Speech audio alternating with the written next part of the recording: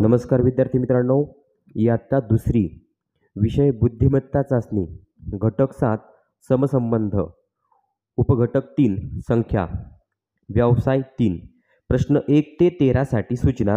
खालील प्रश्नात पहिल्या पदाचा दुसऱ्या पदाशी विशिष्ट संबंध आहे, तसाच संबंध तिसऱ्या पदाचा प्रश्नचिन्हाच्या जागी येणाऱ्या पदाशी आहे। प्रश्नचिन्हाच्या जागी येणाऱ्या योग्य पदाचा पर्याय शोधा। मित्रांनो, पहिला प्रश्न आहे, यामध्ये पहिल्या पदाचा दुसऱ्या पदाशी जो संबंध आहे तोच संबंध तिसऱ्या पदाचा प्रश्नचिन्हाच्या जागी येणाऱ्या पदाशी संबंध असतो। मग आता 44 नंतर आले 46, म्हणजे 44 मध्ये 2 मिळवले झाले 46, मग 82 मध्ये 2 मिळवले 83 आणि 84, म्हणजे पहिल्या प्रश्नाचं उत्तर असेल पर्याय क्रमांक 4 84।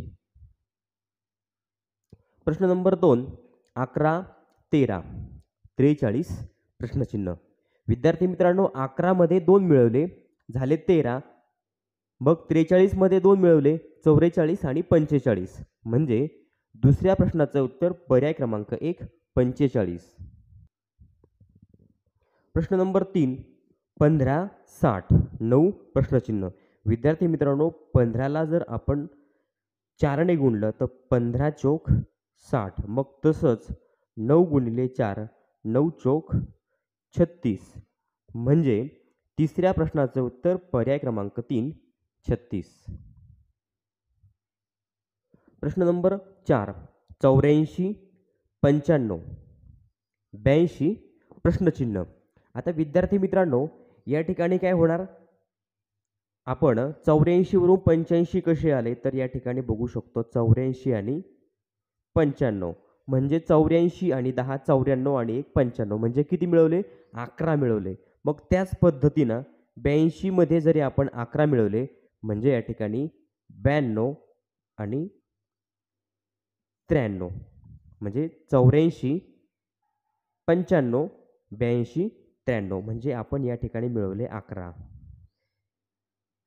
84 अधिक 11 आणि 82 अधिक 11, म्हणजे उत्तर आलं 93। चौथ्या प्रश्नाचं उत्तर पर्याय क्रमांक 1 93।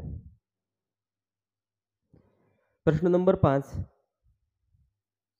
9 16 25 प्रश्नचिन्ह। विद्यार्थी मित्रांनो, 3 चा वर्ग 3 त्रिक 9, 4 चा वर्ग 4 चौक 16, 5 चा वर्ग 25 आणि मग या ठिकाणी येणार 6 चा वर्ग, म्हणजे 3 चा वर्ग 4 चा वर्ग 5 चा वर्ग आणि नंतर येणार 6 चा वर्ग 6 चा वर्ग 36, म्हणजे पाचव्या प्रश्नाचं उत्तर पर्याय क्रमांक 2 36। प्रश्न नंबर 6 4 28 5 प्रश्नचिन्ह। मित्रांनो, 4 वरून 28 कसे आले तर 4 गुणिले 7 4 7 28, मग 5 गुणिले 7 5 7 35, म्हणजे सहाव्या प्रश्नाचं उत्तर पर्याय क्रमांक 3 35। प्रश्न नंबर 7 9 27 प्रश्नचिन्ह 42। विद्यार्थी मित्रांनो, 9 वरून 27 कसे आले तर आपण या ठिकाणी बघू शकतो 9 1 9 9 2 18 आणि 9 त्रिक 27, मग या ठिकाणी कोणत्या संख्येवरून या ठिकाणी आपल्याला 42 मिळणार आहे, तर आता कोणत्या संख्येला आपण 3 ने गुणलं म्हणजे 42 येणार। आपण या ठिकाणी जर पर्यायांमध्ये बघितलं तर मित्रांनो 14 14 त्रिक 42, म्हणजे प्रश्नचिन्हाच्या जागी येणारी संख्या आहे 14, म्हणून सातव्या प्रश्नाचं उत्तर पर्याय क्रमांक 4 14। प्रश्न नंबर 8 95 45 38 प्रश्नचिन्ह। मित्रांनो, 95 वरून 45 कसे आले तर 9 गुणिले जर आपण 5 केलं तर 9 5 45 येतात। त्याच पद्धतीनं मग 3 गुणिले 8 3 8 24, म्हणजे आठव्या प्रश्नाचं उत्तर पर्याय क्रमांक 2 24। प्रश्न नंबर 9 6 42 8 प्रश्नचिन्ह। विद्यार्थी मित्रांनो, 6 वरून 42 कसे आले तर 6 गुणिले 7 6 7 42, मग 8 7 56, म्हणजे पहिल्या पदाचा दुसऱ्या पदाशी जसा संबंध येतो तसाच संबंध तिसऱ्या पदाचा प्रश्नचिन्हाच्या जागी येणाऱ्या पदाशी असतो। म्हणजे आपल्याला उत्तर मिळणार पर्याय क्रमांक 2 56. प्रश्न नंबर 10 25 20 35 प्रश्नचिन्ह. विद्यार्थी मित्रांनो 25 वजा 5 बरोबर 20.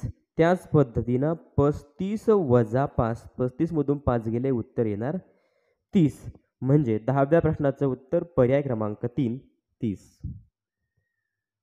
प्रश्न नंबर 11 91 19 47 प्रश्नचिन्ह. विद्यार्थी मित्रांनो 91चे 19 कसे झाले तर 91चे 19 झाले म्हणजे अंकांची अदलाबदल केली. मग त्याच पद्धतीनं 47चे किती होणार तर या ठिकाणी 7 जो एकक स्थानी आहे तो दशक स्थानी येणार आणि 4 जो दशक स्थानी आहे तो या ठिकाणी एकक स्थानी येणार म्हणजे किती होणार 74. म्हणजे अंकांची अदलाबदल केली. 91चे झाले 19 47चे झाले 74 म्हणजे 11व्या प्रश्नाचं उत्तर पर्याय क्रमांक 2 74. प्रश्न नंबर 12 97 16 84 किती. मित्रांनो 97चे 16 कसे झाले तर या ठिकाणी 9 अधिक 7 यांची जर बेरीज केली तर 7 दुने 14 15 16. मग त्याच पद्धतीनं 84चे किती होणार तर 8 अधिक 4 8 आणि 4 झाले 12 म्हणजे 12व्या प्रश्नाचं उत्तर पर्याय क्रमांक 1 12. प्रश्न नंबर 13 68 34 72 प्रश्नचिन्ह.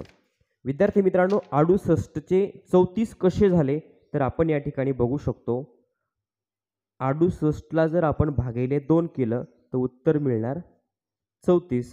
मग 72 भागिले जर आपण 2 केलं तर मित्रांनो उत्तर मिळणार 36.